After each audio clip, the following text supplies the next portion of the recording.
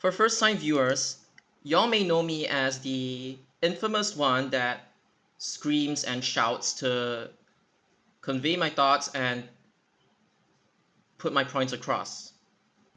Put forth my points, whatever you call it.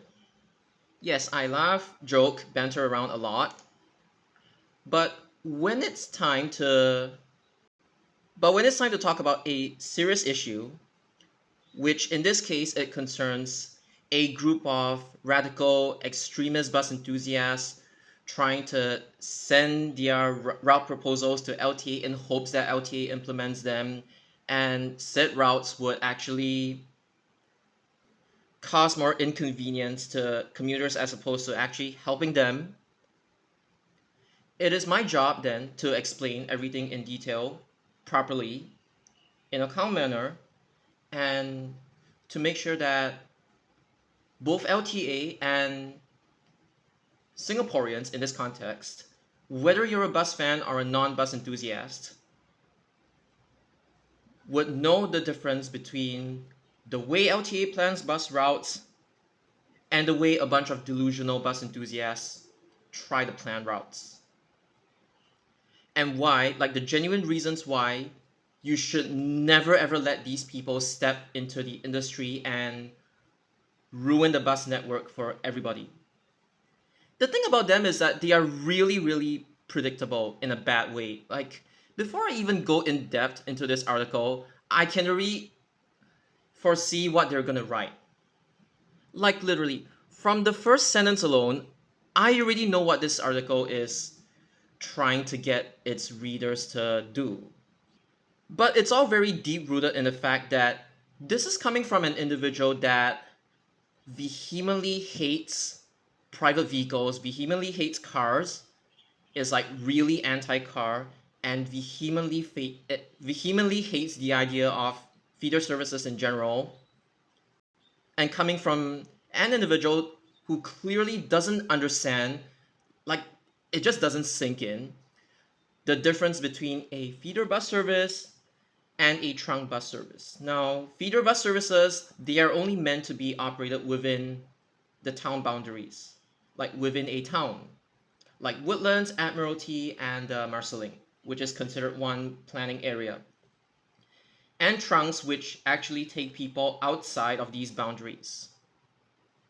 The fact that they use this word doorstep alone, it's already subtly trying to gaslight people into thinking that it is okay to make trunks eat up feeder bus services in order to quote unquote offer more doorstep connectivity.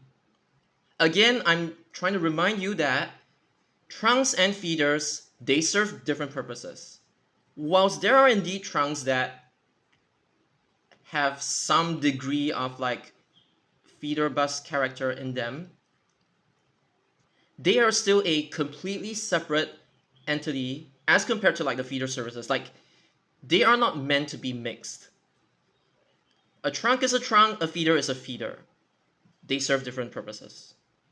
And I find it really strange that the individual is complaining about feeders detouring when he makes his new services, which are made by trunk services eating up feeder services, even windier than the actual feeder services themselves.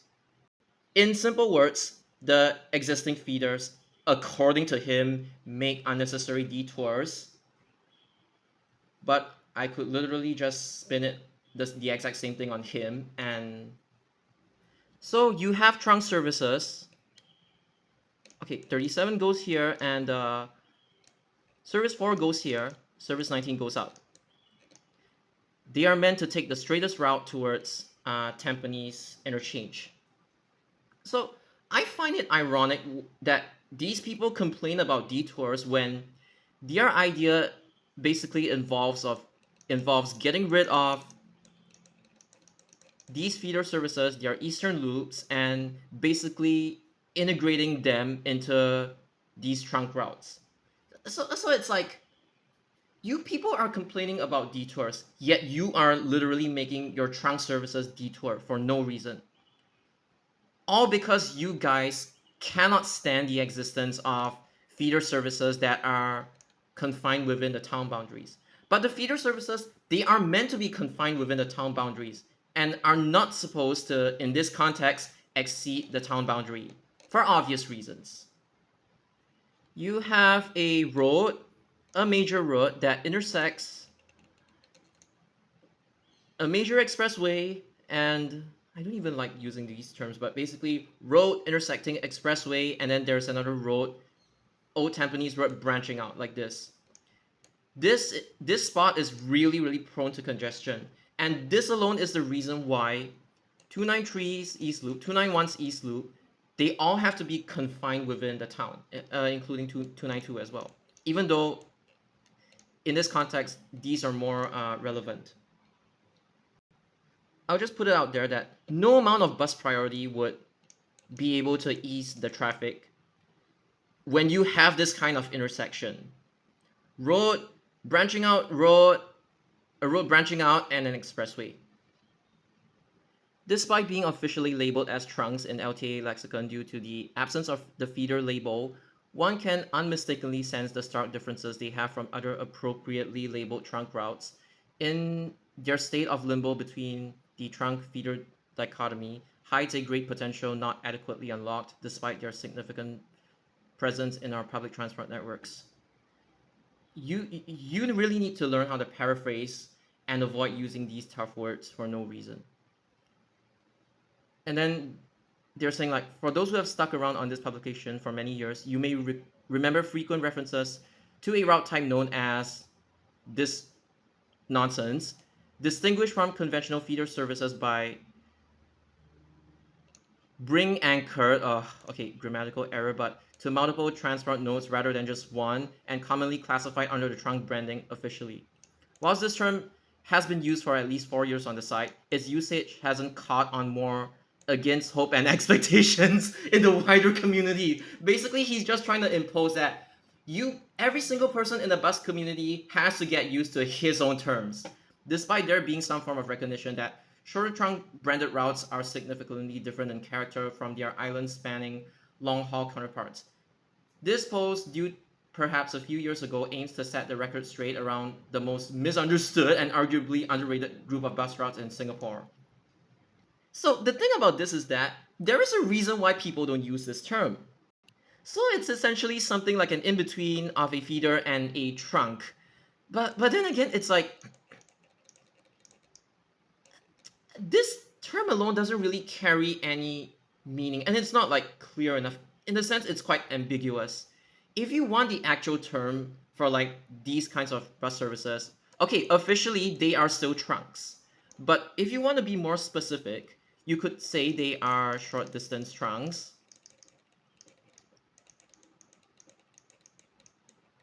Or medium distance trunks.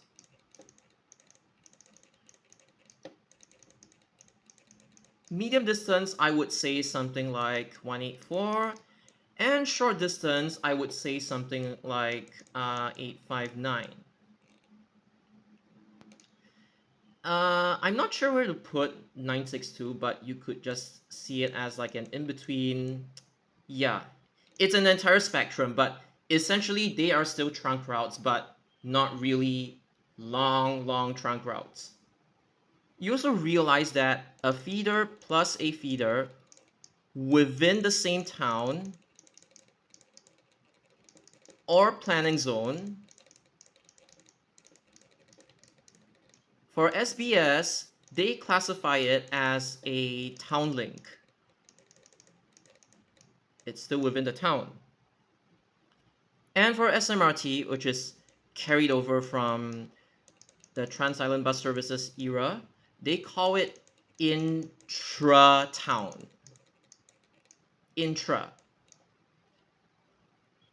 So for simplicity's sake and to avoid confusing people, because intra-towns only operate within the town boundaries or the boundaries within a single planning zone, right?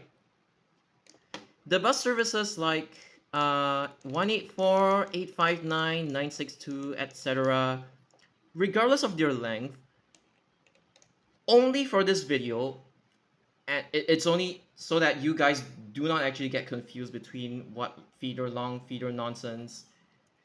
The more proper term to describe these bus services is this. So you know the difference between intra and inter, right? Okay, inter town. Okay, the thing is like, because of my own accent, I usually say inner town, but so I'm gonna say inner town, and what I actually mean is inter town. I'm sorry, I just don't really pronounce a T based on the way I speak normally. But just take note that when I say inner town, it's not saying inner town. I'm actually saying inner town, like this phrase over here. But at the same time, I still want to caution you people. This thing and this thing are completely different. This thing serves only one town or one planning zone. This thing in inner town actually serves like more than one town. I'm not saying it serves like 10 towns or anything, but I'm just saying 2 or 3 towns usually, and or 2 to 3 planning zones. Because I'm not even sure how many planning zones 184 cuts across, but you get the idea that there is a distinction between feeders and inner towns. And how do I say this? Even some long trunk routes, they have some feeder character ingrained in them or inner town character ingrained in them, like 168 between Tampines and Badok. But the thing is, we still see them as a trunk. Yes, there's like short distance demand and there is long distance demand, but we still see 168 as a trunk, just like how we see 161, 965, 969, 858. We still see them as trunks. No matter how much 858 like acts like an inner town or a feeder within Woodlands, Sembawang, Yishun, and Khatib, ultimately it is still a trunk. So from here on, I'm just gonna say inner town and not whatever bullshit this is. This is the one thing where I never understand about these people. I know you guys come from junior college backgrounds and you guys write essays for a living, but seriously, nobody who reads your articles is going to understand what these mean. Is it really that difficult to use simpler terms like, I don't even know what these mean, but let's just say this is like short distance demand and this is like long distance demand, kind of like in the case of CDS, where people take it across the express sector. This part to this part is correct. And the thing is, you don't even need to say this part. You could just paraphrase all of that using one sentence. Like, this is the inherent problem with bloggers. They type more than what is necessary. All you have to do is just say, inner towns are bus services that have feeder-like characteristics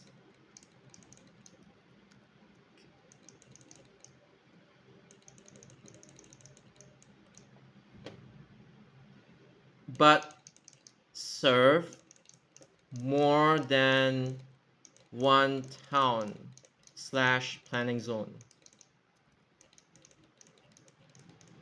Do you see how simple it is to paraphrase?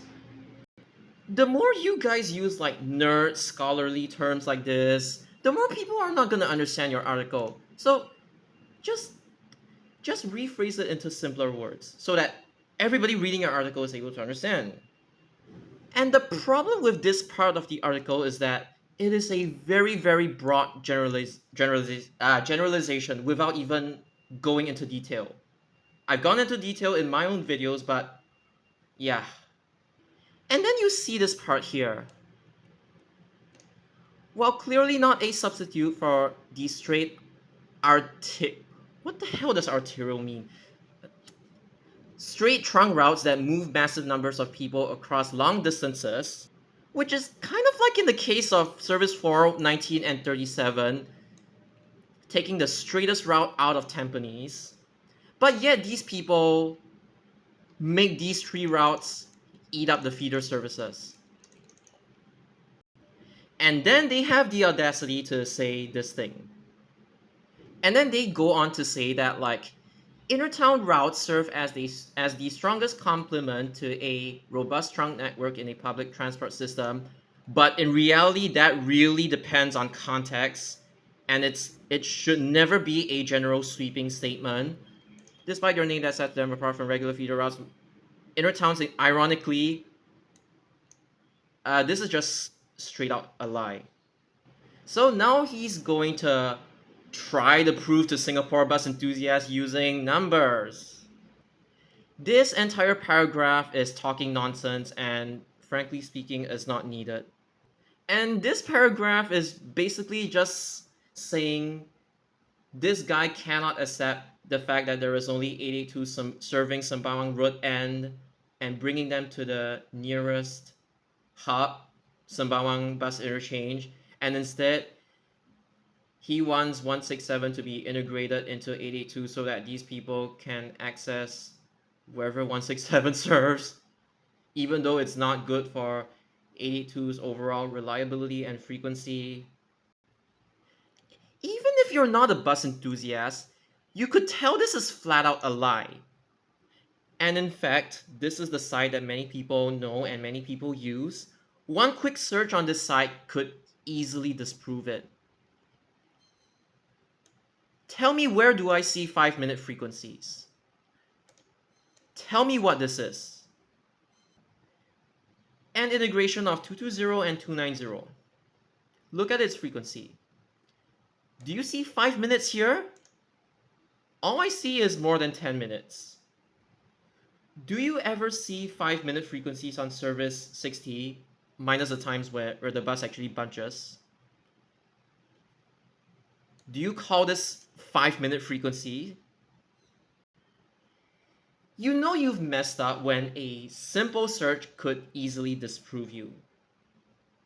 He desperately wants to push 184 as an example, right? Let's look at 184. Let's check its frequency. Do you even see 5 minutes? Hello? 5 minutes? The reason why 184, according to him, is classified as an intertown service, even has this kind of frequencies, it's because during weekdays, it serves Singapore University of Social Sciences, SUSS, Singapore Institute of Management, SIM, Neon Polytechnic, NP. During certain times of the day, they actually require high frequency, but it's not 5-minute, according to LTG. And then he proceeds to quote an arbitrary figure. I don't know how he calculated it. You gotta show your calculations, okay? And proceeds to complain about these bus routes. Like, let me just show you. From a network perspective, Boon Lay is the main hub. So there is absolutely no reason for 241 to extend beyond Boon Lay. In fact, if you really wanted to travel east from Boon Lay and you want to take a feeder service, there is 246, there is 240. Just make a transfer. It is not rocket science. When you claim 241 is not efficient, you don't even have a good conceptual understanding of the way buses are routed in Singapore in general. 241 literally serves one hub, another hub, and it loops here. It is as simple as it gets. And you already have another bus service that used to loop here, but eventually got extended to Joo Koon Interchange because they wanted to break the long loop and form a bidirectional service. With 99 going to Joo Koon, it makes absolutely no sense for 241 to extend beyond its current looping point. And again, this is the main hub. It has to call the main hub. It is not a town link or intertown service. There is no business with 241 extending eastwards or northwards or southwards beyond Boon Lay when other services already do that. In fact, honestly, you want to go to Chua Chu Kang, right? There's literally already 974. Like this, like this, like this, like this. And then you can go to Chua Chu Kang. You don't even need like 241 to extend. And I don't want to keep explaining this, but Service 300 at this bus stop allows you to hub spoke from 67, 188, 976, so that you can connect to connect to 300 to reach Chua Chu Kang Avenue 4 without having to cross the road or without having to go all the way to the interchange and take 300 in this direction. When you can just do it at this bus stop, it's a same bus stop transfer. A lot of times when the delusional bus enthusiasts at STC, when they do their bus route amendments, they completely neglect these same stop bus stop transfers. And to put it simply, Service 300's purpose is literally to be confined within Chua Chu Kang, and literally is just to serve Chua Chu Kang Avenue 4, Chua Chu Kang Avenue 3, and Chua Chu Kang Avenue 2. And what's the best way of linking them? Looping like this. I know this route changed over time, but it's like literally one of the simplest bus services on earth. What does it serve? A school. A school, quite a famous school, I believe, and a school. Its purpose is limited to bringing people from the main hub to their doorstep, and also for people to commute to and from school. That's it. It's not rocket science. And this thing is a broad generalization and most of the time false. Just because it was empty at the time you observe doesn't mean that, oh, during AM peak only one direction and during PM peak only one direction. That's not true. People do go to the main hub for their dinner as well. It's not just I commute to work and I commute from work. The reason why feeder services only serve within the town, it's simply to bring people at any given point in time they want a connection between their doorstep, their homes, and the major hubs where the amenities are located at. That's it. So I don't understand why these people have to overcomplicate things. And then this part is where they actively try to start brainwashing people. Now suppose that a long feeder route exists to connect this residential estate to not one but two or potentially more different MRT stations. From here, the situation can evolve in two directions. The first is the paradoxical axiom. What the fuck is this word? That long feeders require fewer resources to serve the same number of passengers that railroad feeders do. Take the same group of 2,000 people trying to access the MRT again. We have a long feeder servicing them a place of a regular feeder. This crowd is split into two directions with both enabling access to the real network. Logically, what follows is a reduced need for capacity by direction because both directions of travel need to be served in a single trip. Only half as many trips are needed to serve the same ridership from a pure theoretical basis. With the same stupid diagram. At the same maximum occupancy level assumed in the above scenario, a long feeder permits lower and inner town permits lower operating frequency. What do you mean lower operating frequency? You extended the bus service, you donut. Okay, this is just outright wrong. I've already disproved that. Like, you look at service 3, look at 38, you look at service 60. Do they really result in lower operating frequency to maintain service? And then they go on and on and on and on and on and on and on and on and on and on and on and on and on and on and on and on and on and on about it. See, the confusing thing is that the front part isn't linking to the back part. Like, didn't you guys just say 5 minutes? And then now apparently you guys want like lower operating frequency. Lower or higher, I don't know, but... Okay, you know why this article is confusing, right? Basically, they are saying that we should not run 1 to 3 minute frequencies on feeder services. We should instead inflate the frequency to this or to whatever we've seen just now from the examples of this. Uh-huh. But then again, I thought of something. When I said that typical feeder bus services in Japan, like feeder bus services, if you get like 20 to 30-minute frequencies, you're already considered lucky because in some areas the frequency could be like an hour to 2 hour to 3 hours, right? Okay, so basically, I brought up the fact that like feeder bus routes in Japan are this frequency, and then they complain that like no, Singapore doesn't deserve these kinds of frequencies. But then again, in this article, they are saying that like, oh, it's 4 to 5 minute frequencies. Isn't it a good thing? No, we want to change it to like 8 to 10 minute frequencies, or maybe in reality, we want to change it to like 11 to 17 minute frequencies. But then again, the more I read the article and the more I confuse myself because there's the way they phrase things, it's so stupid, right? The thing is that like, let's say you have like a bus service from Woodland Circle to, I don't know, Admiralty,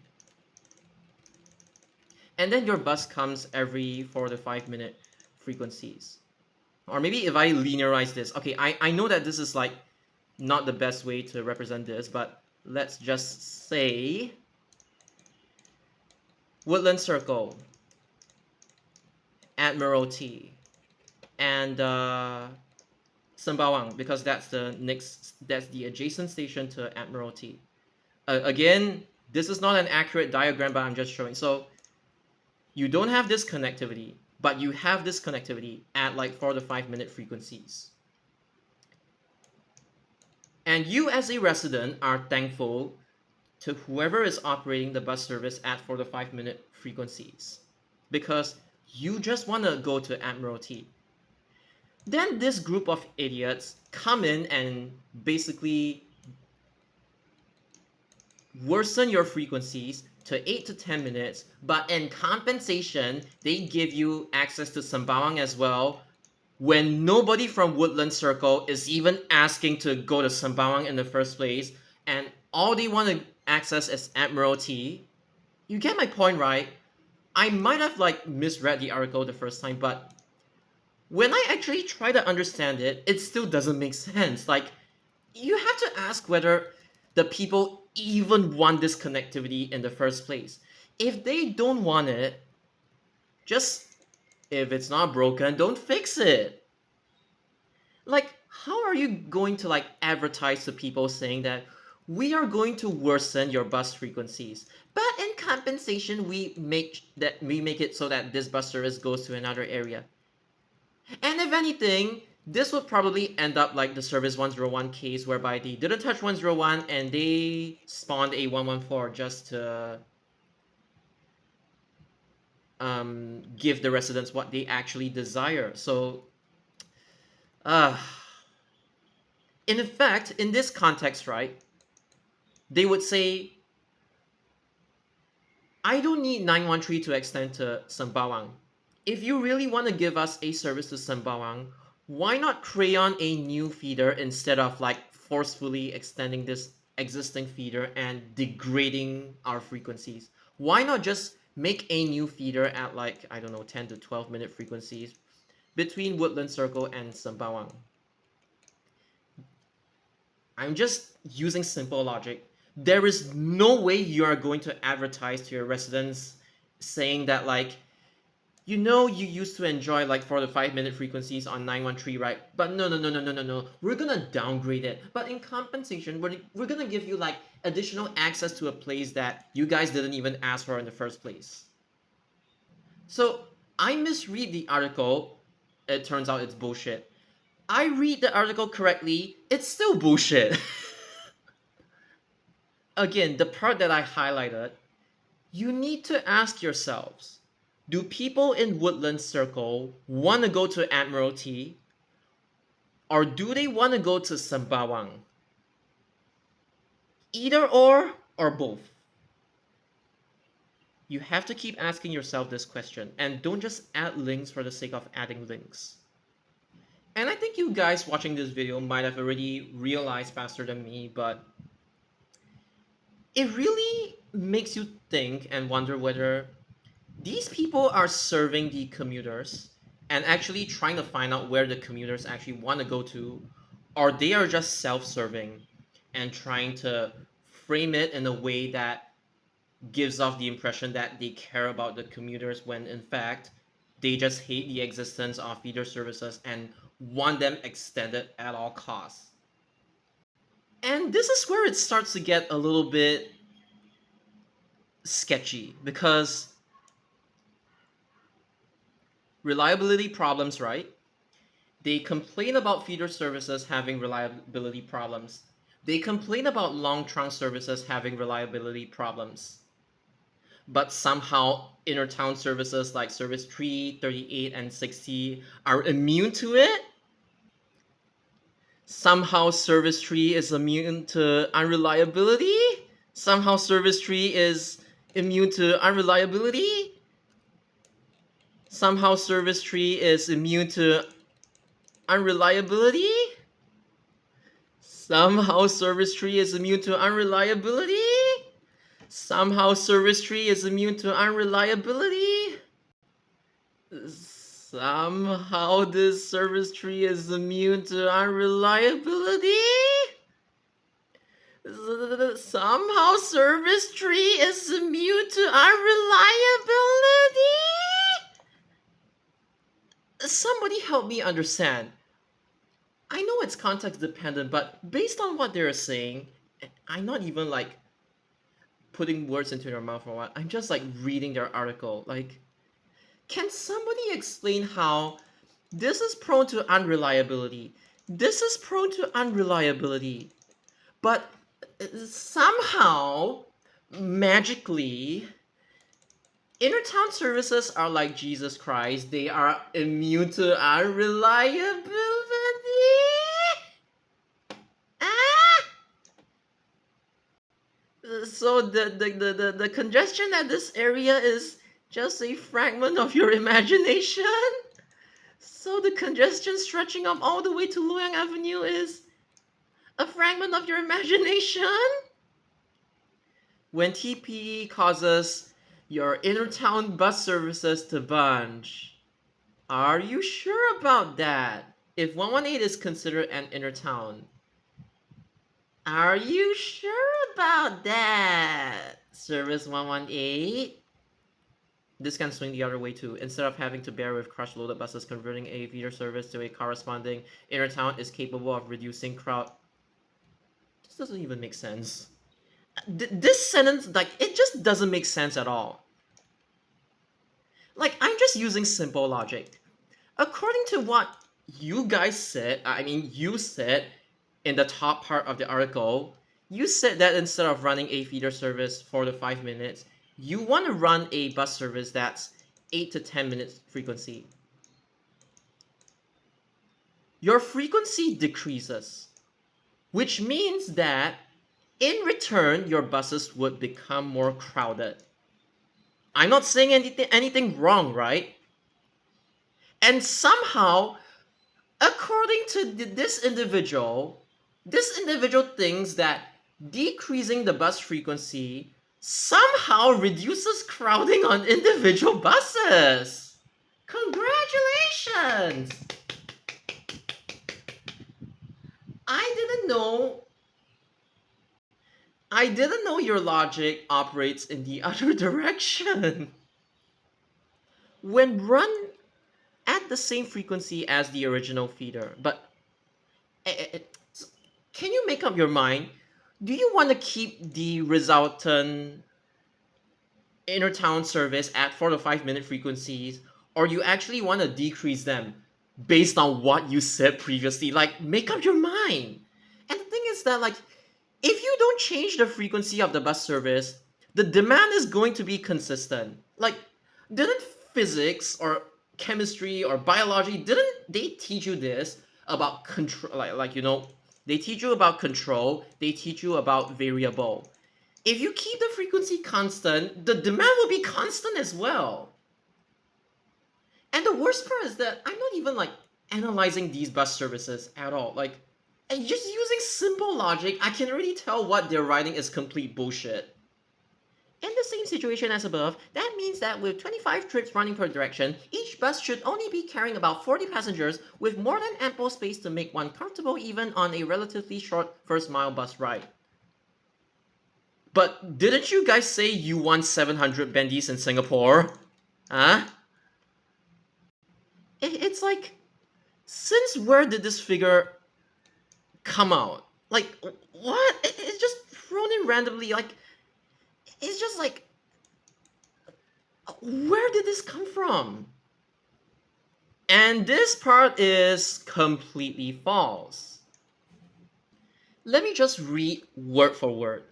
This also comes with the added advantage of much less wastage incurred, as buses will be loaded in both directions, as per what he claims, on inter-town services, as opposed to running mostly empty on conventional feeders in both situations.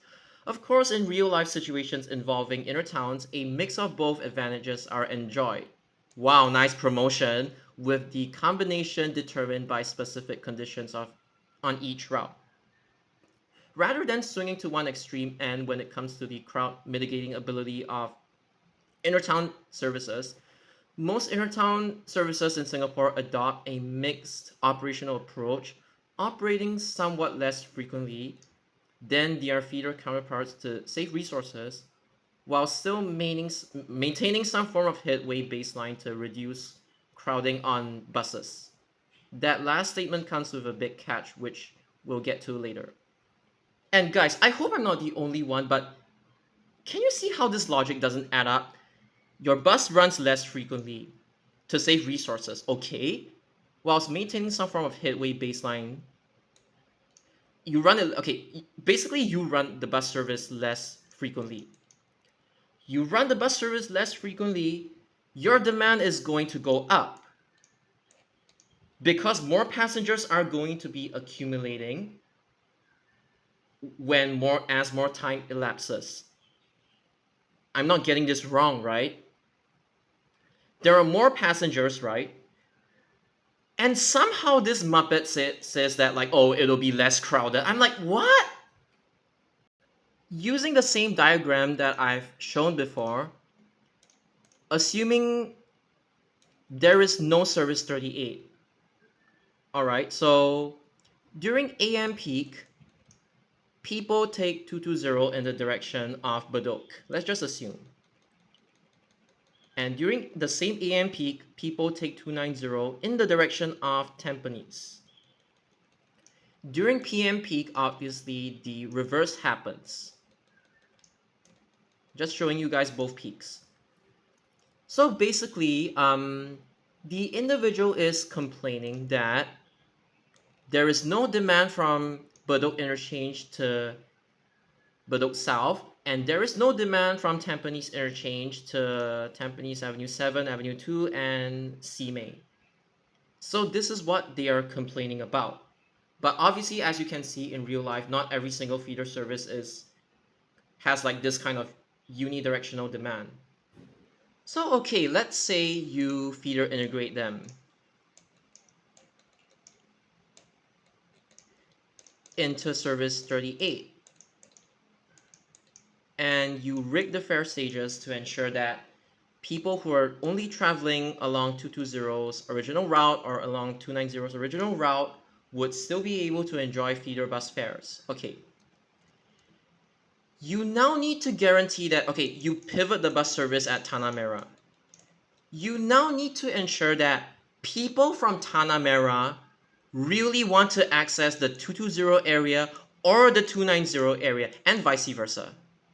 And you also have to guarantee that people would actually want to travel from the 220 side to the 290 side, as well as from the 290 side to the 220 side.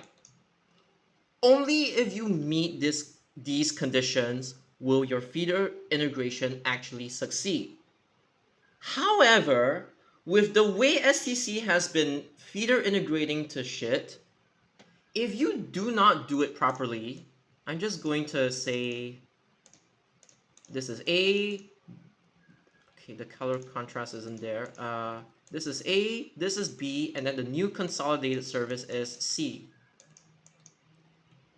You are trying to merge A and B together, but then nobody takes the bus at C. Nobody takes the bus from the A side to the B side, and nobody takes the bus service from the B side to the A side. So what does this mean? If you had integrated them together and the integration fails, you would lose more money. Especially when you give them a connection that the residents didn't even ask for in the first place. Like for example, 913 to Sabawang. I'm just stating it as an example. Whereas if you just left these feeder services alone, you do not integrate them together, you would actually lose less. When you integrate them together, you have to ensure that they take it through. And not just that, the middle section, which is the pivot section, actually has demand. Okay, I'm not like drawing it properly, but you kind of get the idea. Okay, it's supposed to be like this, like this, like this, like this. My bad.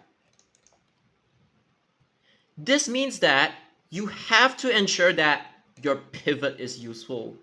I mean, you could also have like, okay, let's say people from A, they want to access like the major hub at the end of B, or people along B want to access the major hub at the end of A. That also works, but the reason why I even say at the end is because you have to ensure that people will actually take the bus service through. Okay, actually I should use different colors. Okay, your pivot is one thing, and whether people actually take it through, like from the 220 side to the 290 side, or whether people take the bus to and from the pivot, it's another thing. This is why feeder integration in general is very, very risky, because if you don't do it properly and you end up cutting off connection, like connectivity, within the existing feeder service in itself.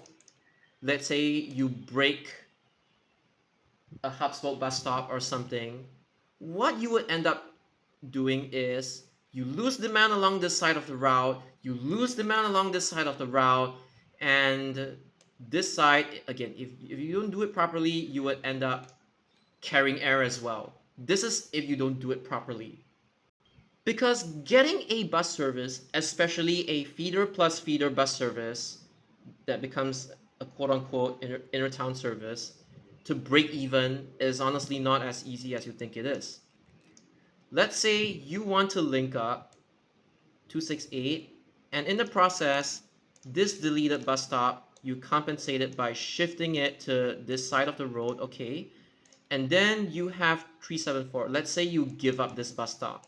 Again, it's gonna have consequences, but let's just say you want the feeder integration and you give up this bus stop. So this is 374. You have to ensure that when you link these two together, I'm just using this as an example, people from the 268 side really want to access the 374 side and vice versa. People from the 374 side really want to access the 268 side. And most importantly, when you link these bus services together, preferably in the most direct, using the most direct route, or maybe even if you wind it a little bit, it's fine. Let's say you let it go through Bangkok Crescent, and then like this, and like this. Your pivot now becomes Fernvale LRT and Fernvale Mall. I forgot what the mall is called, but yeah. Either you make it go here, or maybe you make it go alternatively here. Up to you. But here's the thing. Not only do you have to ensure that people will take the bus from the 268 side and to the 374 side and vice versa, the parts that I crayon in red or blue, depending on whether you want to take this route or take this route, you have to ensure that your pivot is useful and the routes, basically the routes all leading up to your pivot, not really leading up, but like all the routes that you use to link one side of the route to the other side of the route, and then you pivot the bus service at a key area. You need to make sure that the areas in blue and red are actually meaningful. Like they actually want to access like from 268 side to this side, or from 374 side to this side. Like basically, if I linearize this, right? Let's just use black and red. Again, why am I spending a lot of time to describe this? It's because conceptually, you have to ensure that, okay, let's say your pivot is like closer to the 3-7. Wherever your pivot is, honestly, doesn't really matter in this case, but this pivot is basically Fernvale, LRT, and the mall, of course. Again, people want to access the 374 side from the 268 side, and they want to go from black to red, from red to black, from black to red, and then from red to black. And the pivot is supposed to help you achieve it. Either people are taking to the pivot or taking through the pivot, doesn't matter. You have to ensure that you get this kind of demand. And most of the time when I see STC like carelessly integrating their feeder services whilst, breaking up one key connection of 268 or breaking up one key connection of 374, like let's say for example, breaking this connection, there might be consequences. When you do not take into account these consequences, your residents wouldn't like you, basically. Which already goes back to the whole point of, are you self-serving or are you actually serving the commuters better? Another example. This individual despises Woodlands because they complain about Woodlands being too hub-spoke.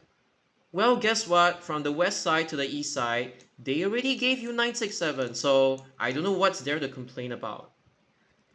And 967 connects people to Marceling, connects people to Woodland South. They already give you one service, gave you one service that fits your definition. But in many of their plans, they conveniently forget the fact that in this context, this is the place where your buses even get demand from. So here's the thing. Even if you somehow crayon a bus terminal here and make it so that all the buses start here and pass through here and then go to, let's say, Sembawang, it has to touch Woodlands MRT. But I have seen these people crayoning 912 to basically bypass,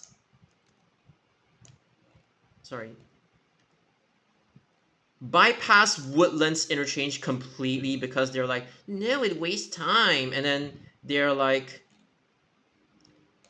and they try to extend 912 somewhere else, completely ignoring the existence of the hub here, which is what gives 912 demand in the first place. I don't get it when this cult group says they want to bring people to more amenities and more MRT stations beyond the town boundary. But then what they end up doing is skipping the key areas in order to achieve what they want. So now here comes the $1,000,000 question. 967, obviously, this thing is easily extendable. I'm not going to touch on that. Let's say these bus services are not intra-towns and they just have an east loop and you want to make them an inter-town to Sembawang. Now, one thing to note is that I cannot make these bus services an inter-town to Yishun. Because you know why? This road in particular, especially in the future, will become very crowded. And these people tend to be like anti-car, so that they would say, I want my bus lanes over here. They think bus priority would magically solve everything and make traffic magically disappear, citing that they want to make life as miserable for car users as much as possible so that their buses are able to go faster. They're not even being fair to like other road users. Like people commute to their workplace. Some people even drive for a living. Delivery drivers, taxi drivers, or whatever you can think of. Grab food, yeah, you get my point. Emergency vehicles as well. Reducing car usage is one thing. I'm not I'm not like the kind of person who says, "Oh, I don't want to see cars on the road. I want to reduce car usage." I'm not that kind of person, but I do understand that there is a big difference between reducing car usage and being completely anti-car to the point whereby you try to make life as miserable for any other vehicle on the road that's not a bus, public bus, to keep it specific. Which means these people don't understand real life limitations.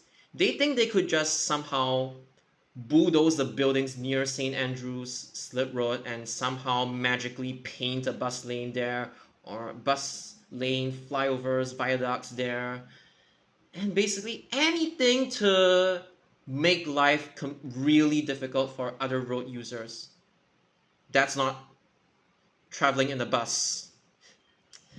Again, because this road is congestion prone, you cannot make inner towns to linking Woodlands and Yishun. You know why? Because there is already 965 and 969 that go to Yishun. And both of them have to take the most direct route to Yishun. I don't want to see people crayoning the feeder services and extending them to Yishun just for the sake of it. But now I'm going to discuss, is it actually possible to extend to Sembawang? Because this road over here, there is pretty much no congestion and you can choose to like wind inside Sembawang if you want. So, but I just want to see if it's possible. So, all right.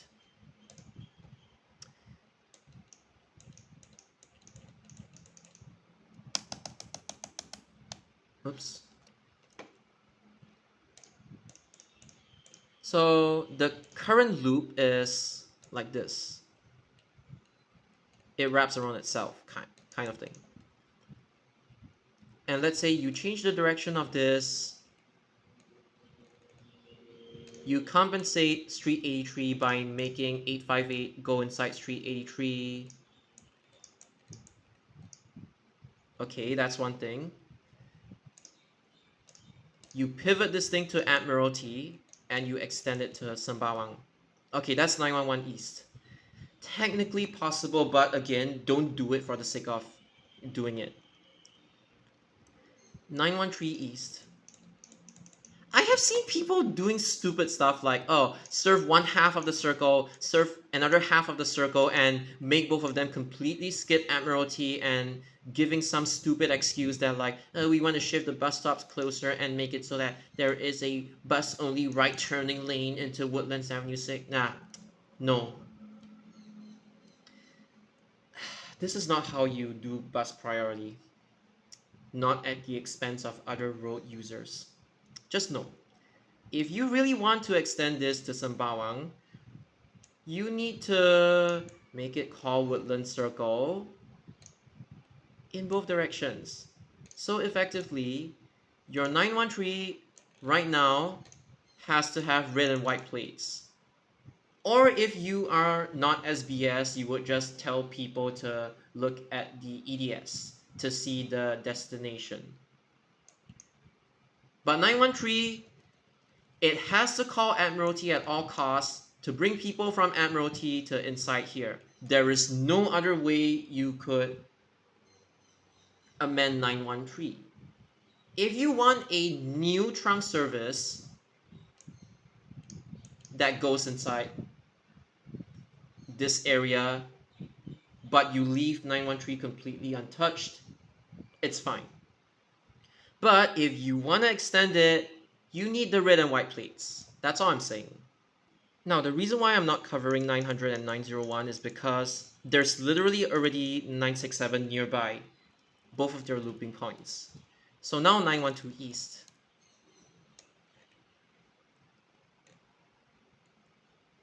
Remember that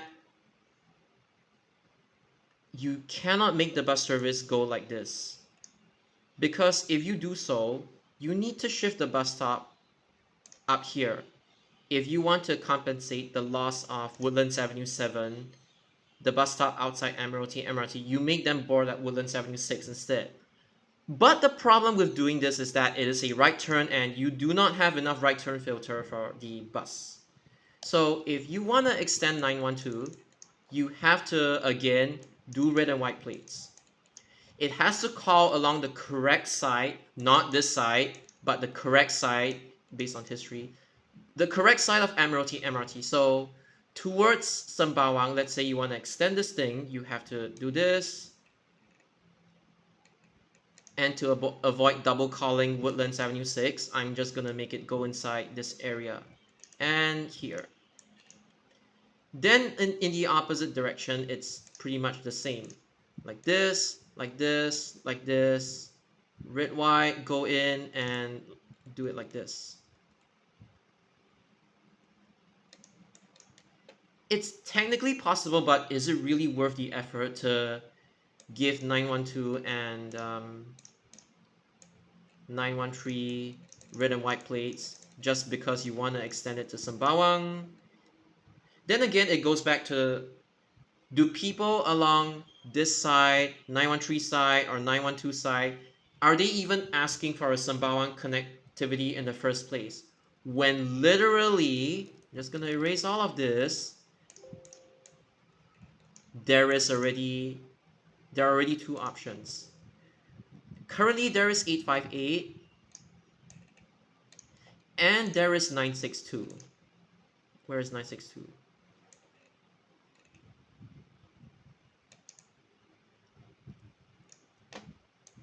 This alone is pretty much adequate. Again, whoops. Look at the catchment of 962.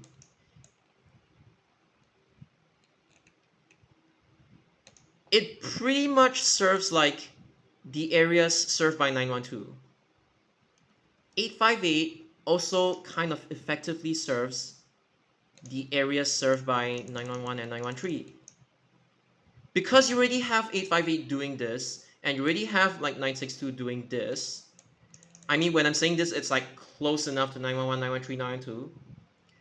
This is the reason why you do not need to make the feeder services go to Sembawang, because there are already other options in the form of 858 and 962. If you want it to be truly resource saving, you gotta advertise 858 to Sembawang, you gotta advertise 962 to Sembawang, and not rely on the feeder services that are meant to be confined, I mean intra-town services that are meant to be confined within Woodlands. Like basically you just don't change them to, you just don't make them inner towns for no reason when you already have this and you already have this. This is what is called resource saving, capitalizing on existing options, and not trying to make bus services do what they're not supposed to do. Again, if these people do not like the fact that currently the Woodlands feeder services are West Loop, East Loop, instead they want it to be originating from Woodlands train checkpoint. Let's say you put an arbitrary bus terminal there and then you make it go straight. Okay, fine. But the thing is, you need to make them, let's say in the case of like this, you need to make them call this major hub and this major hub. You cannot skip it, because if you skip it, you lose demand. And the thing is, it's not even worth it to extend this thing to Sembawang when you already have 858 and 962 in the first place. This is just a poor understanding of the bus network in general. Again, in simple words, trunk along main road, feeder into small road, and the feeders typically do not take you out of the town. If they take you out of the town, they are just like service tree 38 and 60 inner towns, if you would call it. Why are you guys extending the feeder services when you already have existing options, which would go against your whole resource saving theory? Like, if you leave everything in its current state, instead of like extending every single Woodlands East feeder service to Sembawang, you could see why, right? Like, I'm exaggerating, like drawing so many lines, but it's more expensive to run multiple feeder converted to inner town services as compared to like just running feeders. Why? Because inner towns are longer than feeder services, and the longer your bus route is, the more resource intensive it is, naturally. Hopefully you guys can understand. Again, stop using these hard to understand terms. All you have to say is that these bus services, even if it's not grammatically correct, you can just say board a light, board, board a light, board a light, board a light, board a light, board a light, board a light. Embarkation, disembarkation, there's a lot of them. Board a light, board a light, board a light. It's easier for people to understand this way. This is why I cannot stand these wannabe transport scholars. And basically what they have been talking about, like basically all of these, this applies to 858. I'm not asking you to extend like every single Woodlands feeder service, the East Loop to Sembawang. I'm not asking you to do all of these. I'm just saying this explains why 858 should use Bendy buses and not DDs. So, yeah. Counterintuitively, given the surprisingly long length of some feeder routes, it might be more appropriate to deploy. This only applies to like 285 and 334 during peak hours. This one. Instead of current Bendy deployments, which could be diverted to intertown bus services. Okay. Again, this is such a huge generalization, and this is even assuming that your intertown bus services, your integrated feeder bus services even succeed in the first place. We all love bendy buses, but let's be real. The maximum number of bendy buses that Singapore should even have, I would say really the maximum, like the ceiling, is 400 to 450. But ideally, you don't really need so many of them. All you need is probably around 200 to 250. Or if you want to be a little bit more strict, okay, fine. 150 to 250.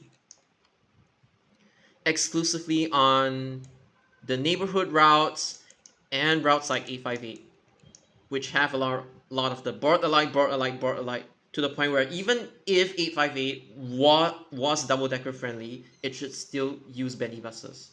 But it's this number. If anybody tries to tell you that you need more than 450 bendy buses in Singapore, they are out of their mind. There is just no goddamn space available to house all of them. And then they justify by using 184 and 807, saying that they are inner town services as an example. Okay, fine. This is probably the only part in the article that makes sense. In the Singapore context, with the bus network having gone through multiple series of heavy revisions in the past 5 decades, the inner town has found itself legacy networks being torn up and restitched together with changing tides and bus plan. Just, just cut out the flowery, the flowery. Just cut out the flowery language, please. Due to the unofficial nature of the long feeder designation, many different paths of emergence exist when it comes to the formation of intertown services, accepting purpose-built intertowns mostly introduced during the BSEP. Between this, there are four main ways in which intertowns have been formed. Seriously, like this entire section is like not needed.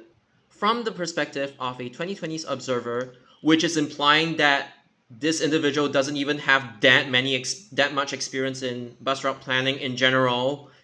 Not saying that you have to be in the industry, but clearly this person doesn't have enough experience.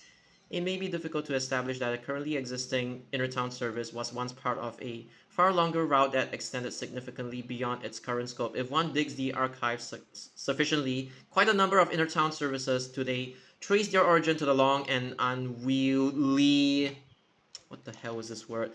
Long haul trunk bus services, long haul trunk bus services characteristic of the 1970s, 1980s. As the bus network was progressively reformed with the post-nationalization reorganizations and the introduction of the MRT, many of these routes were shortened to reduce duplication with other trunk bus services, thus making them more manageable to operate and navigate. Okay, NEL, basically. With the growth of the network, many of these now separated branches of former long trunk routes became intertown connections linking further away communities to main bus corridors and MRT lines, with a transfer required to continue down the main trunk route. Conceptually, okay, nothing wrong with it. What example did they use? 73. So basically, the old service 73 used to go to the CBD, but then because of duplication, it got cut.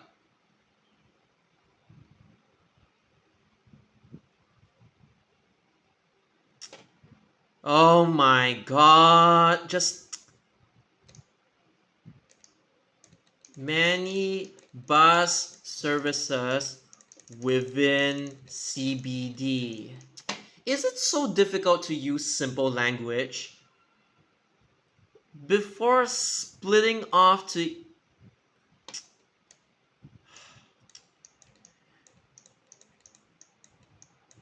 before oh my god, before going to the heartlands, just cut out this kind of language, please.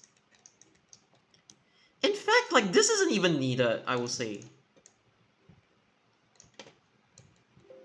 No records exist of its precise route back then, but one could imagine. I'm pretty sure in SG Wiki, the 1971, 1972, 1973 bus route that they uploaded, I'm pretty sure they describe it there. One could imagine it as a sort of a variant route to the present day. Okay, splitting off at PIE to access Topayo and Serangoon Gardens. So yes, basically 73 was truncated with its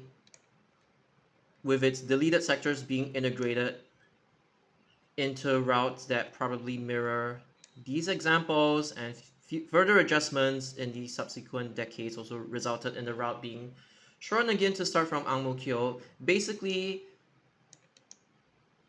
Service 70, it was from Jalan Kayu, but it got rerouted to Yio Chu Kang and it took over the old 73 sectors to Ang Mo Kio Street 64 and 63 or something. Yeah.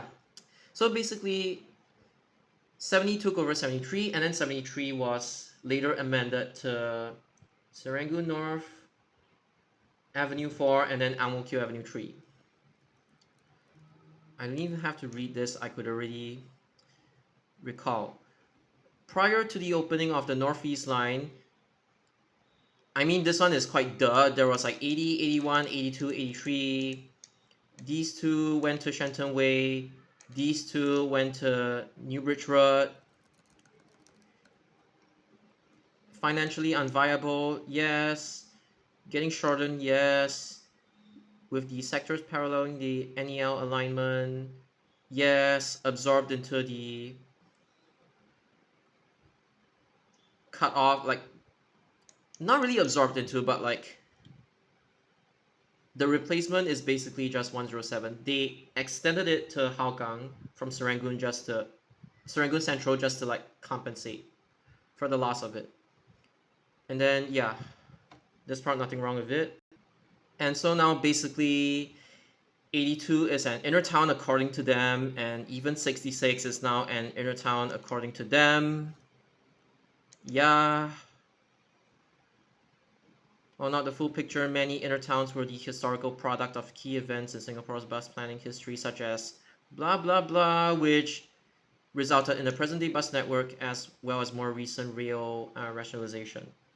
For the better, with many of these inner towns that used to be long trunks playing a highly valuable role in giving residents more choice of destinations, all while serving them more. What? You talked about like MRT rationalization, and somehow you haphazardly linked it to, oh, inner town services are more efficient than traditional feeder services. Like, you just spent so much time yapping about rationalization exercises which made long trunks into quote unquote inner town routes. And somehow you haphazardly linked it to the point that, oh, they are better than feeder services, which was never ever mentioned in these examples. Like, what are you doing? No, like, does this guy even proofread his stuff to ensure that your PEEL structure that you learned in school is properly applied here? Some intertown services are affectionately referred to in the radical extremist cult group as trenchcoat services in reference to the meme of whatever. For good reason too, the next most common origin of intertowns in services in the Singapore bus network is their formation through merger of in the basically this is just talking about 338 and 60. Selected feeders, yeah, this is still talking about like the same thing. It's a fascinating topic that's best left for another time. You don't even have to talk about it. I explain it way better than you, completely unscripted, than you ever will. I'm not gonna listen to this because I've already explained it myself. I've already explained that the pivot is Tampines Avenue 2, Tampines Avenue 7, and Loyang Avenue. That's it. And the audacity of them to actually quote these two services when it's like basically 321 and 326 becoming 113 and 322 and 327 becoming 112. Apparently that's not enough for them. They want to use 112 and 113 to further eat up the remaining feeder services like 325, 329 or whatever. It's like you already integrated once. Why do you guys need to integrate it again? It's the same as how these idiots keep trying to forcefully integrate 38 and 229 when 38 is already integrated by 220 plus 290, it gives you 38. It's already integrated, so why do you guys feel the need to like integrate it again for the sake of it, just because you guys don't like feeder services? 229's role, I've already talked about it many times. I've talked about 229's hub spoke at Bedok South Road and New Upper Changi Road, so if you don't understand that simple concept, I have no hope for you. The thing is, right, the part where this part describing 112 and 113, it's all correct. I give it to them. But just because it worked for 112 and 113, this doesn't mean you should let 112 and 113 continue to absorb other feeder services they were never meant to absorb in the first place. And basically, it's like a feeder integration is supposed to be a small scale context by consideration thingy, not like mass implemented on a countrywide scale.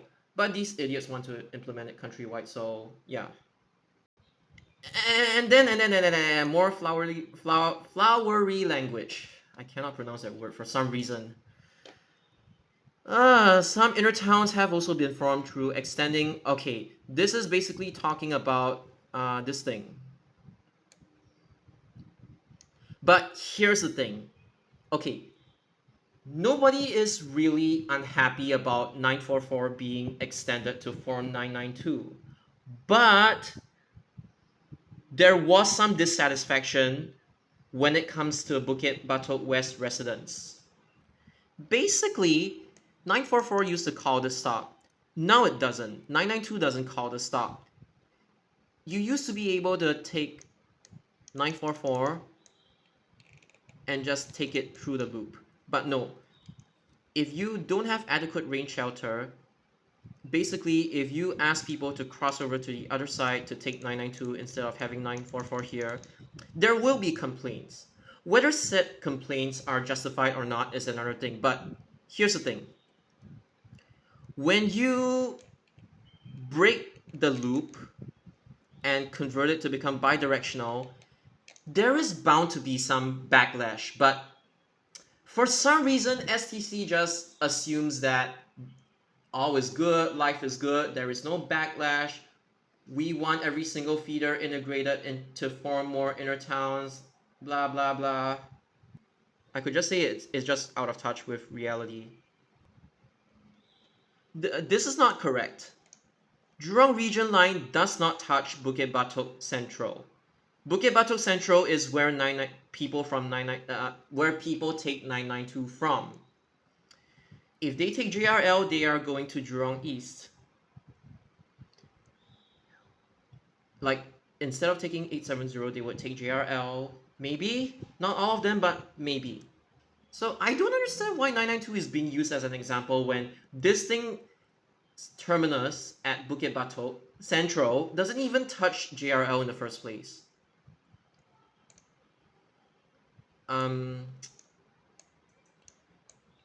This is not even a good example to push their ideologies. There is nothing wrong with service 901M or 901, but I'm just saying using this example to push your dirty ideologies, it doesn't make sense. Instead of like yapping, talking so much, all you could do is just 901M links Woodlands Drive 16 to NSL at Admiralty. Just one simple sentence conveys so much, as opposed to like blah blah blah blah blah blah blah blah blah blah blah blah blah. Now, this is where the hypocrisy really starts.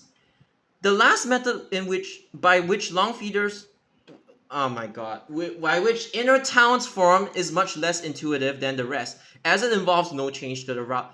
No, whenever STC tries to change the feeders to become inner towns, nah, they actually change the goddamn route.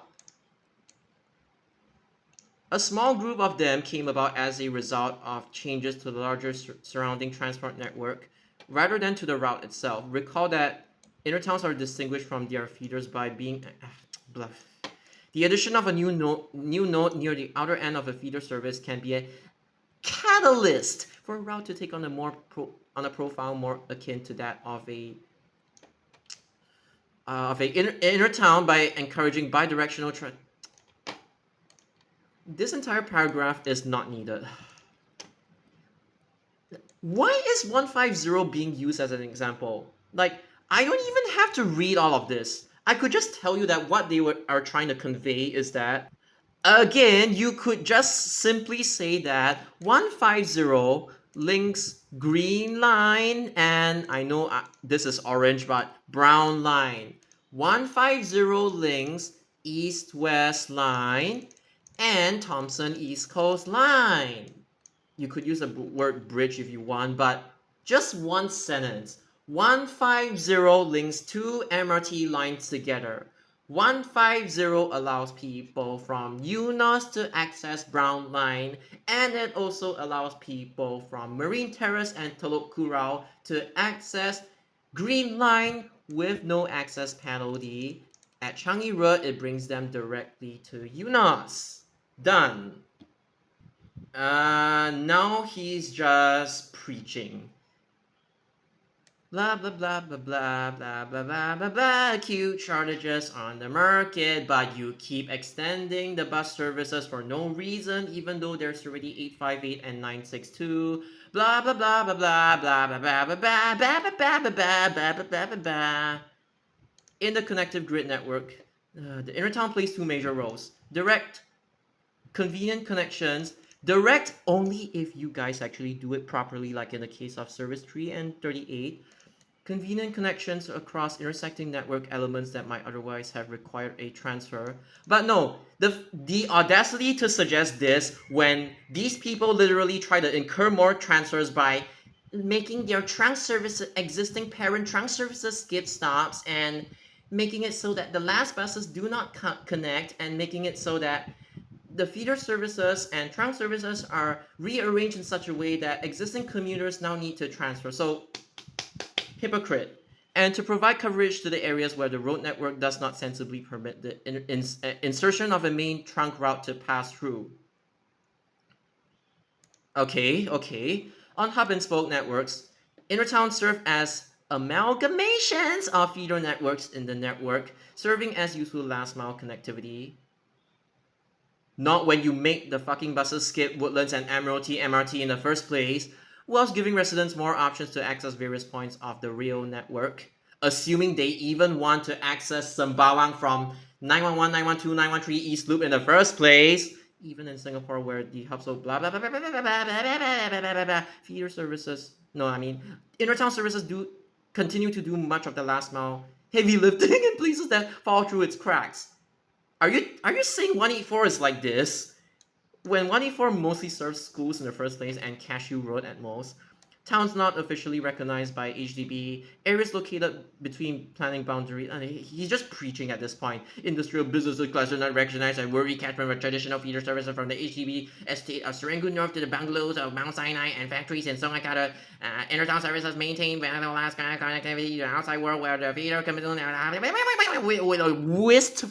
wistfully absent. Nah, he's just preaching.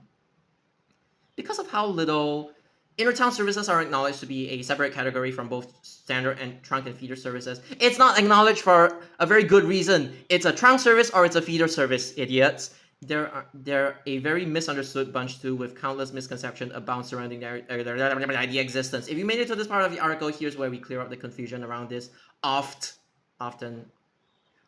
Who even uses this phrase? Oft misunderstood members of the bus network. Oh my god. Distance displacement ratio. Is it like some physics concept? By far the biggest misconception around intertown services is the idea that such routes should be dismissed due to the supposedly many detours that take, and this belief is reinforced by the squiggly appearance of the routes of many intertown services on maps. But here's the thing, like, Service 28 was not an integration between different feeders. 28 was Tampines to Bedok, and that's all. Nobody is complaining about the existence of Service 28, okay? So I don't know where you guys are even coming from. In more formal words, it means that intertown services typically have a very high distance to displacement ratio and correspondingly high end-to-end travel times.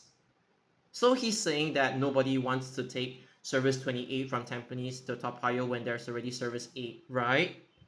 Complaints about useless windy buses are often targeted at many well-used inter-town services with ill-informed voices calling for their withdrawal.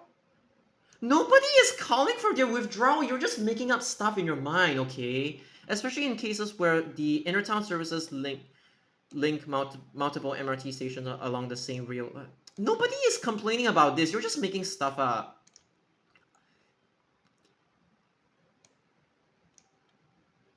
Don't even use this as an example. You know why? I don't care about what physics concept or what DDR your supposed bus route has, but literally there is absolutely nothing wrong with absolutely nothing wrong with Service 49's route. In fact, it's just like this. That's right. Oh my god. I cannot make a mistake. Like this. And you know what these idiots do? They're like, oh, we'll put a bus terminal at Taman Jurong, and we will create a 49M that functions like Sonic the Hedgehog from like the Taman Jurong to Tengah. We'll cover this sector, and what we aim to do is basically we don't like 49 being having a high DDR or RRD or RDD or DRR or whatever the hell that is. We want service 49 to basically eat up service for 334, and we want to make it so that the effects of the congestion along Jalan Ahmad Ibrahim AYE will be unfairly brought over to the residents living along Jurong East and West 71 as well as Jurong West Street 42.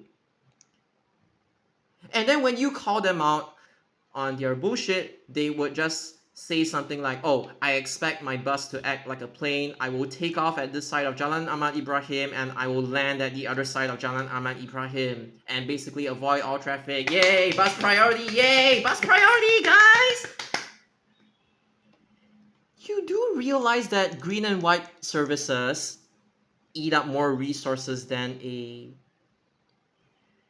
normal looping feeder service or a intertown service, right? Oh my god. Don't use service 49 when you guys don't even understand the purpose of 49 in the first place. Here's the catch. This misconception is rooted in the idea that all bus routes are meant to be ridden and nobody ever said that. More seasoned cult group readers may know the falsehood of this belief with science terminology patterns forming two distinct types of ridership demographics on. Don't use the word demographics when you guys cannot even get the demographics of Lucky Plaza properly. All public transport services, contrary to the above mistaken belief, intertown services are not meant to be ridden end to end. Nobody said that they were meant to be ridden end to end. Nobody ever said that. But instead used in a manner more akin to last mile connectivity, which is already offered by the feeder services between destinations and nearby nodes. Okay, whilst the overall route might look windy, the paths taken by intertown riders are not. They would be equivalent to. Oh my god! Don't even try the. Their windiness is not a bug, but if.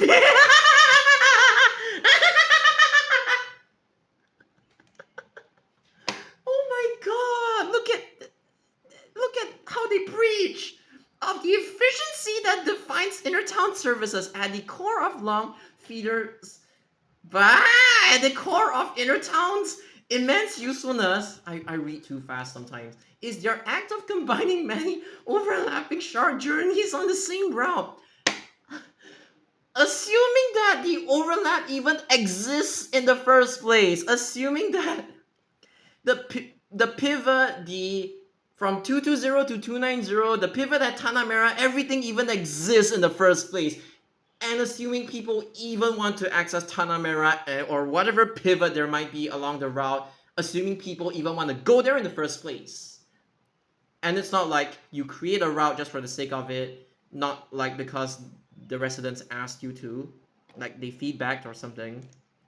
And if one pays these intertown services a week during the peak hours, one might find contrary to the belief espoused